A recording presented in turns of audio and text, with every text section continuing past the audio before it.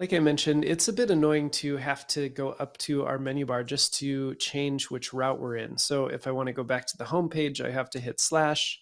And then if I want to go back to the about page, I have to type in slash about. We also can see that when I do that, the page is actually blinking, which means it's refreshing. It's doing a complete full page refresh. It's not that big of a deal when you only consider about the blink, but if you have any kind of state living in your app that needs to be passed to the about page, or well, really any state at all, doing that page refresh is going to completely wipe out any state that you were maintaining. If you really think about it, a React app is a little bit delicate when it comes to state, because if that page refresh happens, then all your state just completely disappears. Unless you're saving it in local storage or something like that, it will just completely reset.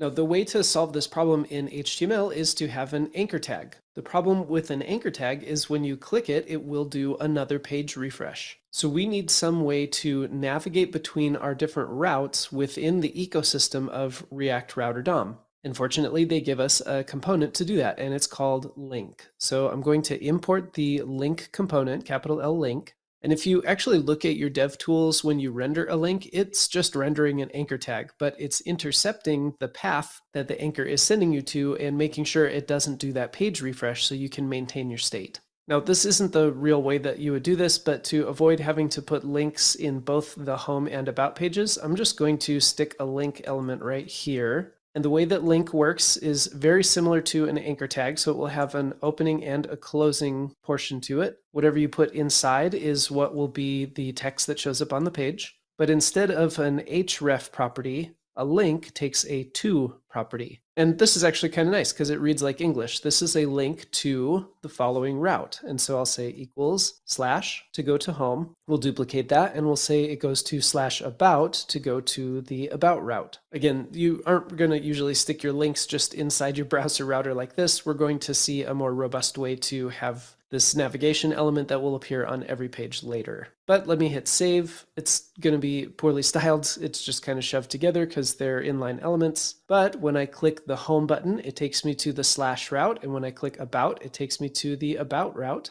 And if you look closely, you'll see that there's no page refresh happening between the two. If I were to create some state in my app and pass that as props to my home and about components, whatever state I created, even if I decided to change it, maybe like a counter that I had a button that said increment and it counted up to 10, when I go back and forth between the about page and the home page, both of those will still have that state of 10, as opposed to using an anchor tag or typing into the URL bar, because that would refresh the page and refresh my counter state back to 0. Because it would take quite a bit of code, I'm not going to bother actually showing that example. Hopefully it makes sense. If not, that's okay. The main thing to take away is that if you want to link from one place to another or navigate from one place to another inside your React app using React Router, you have to use the link element.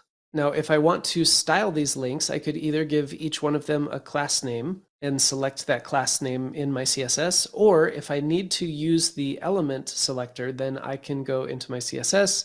I can say select my nav, or maybe if I had some kind of class on my nav, then I would put it there. But to select the element of the link, remember it's rendering an anchor tag, so I need to select the anchor. So maybe I don't like the underline, we would say text decoration none, and there goes the underline.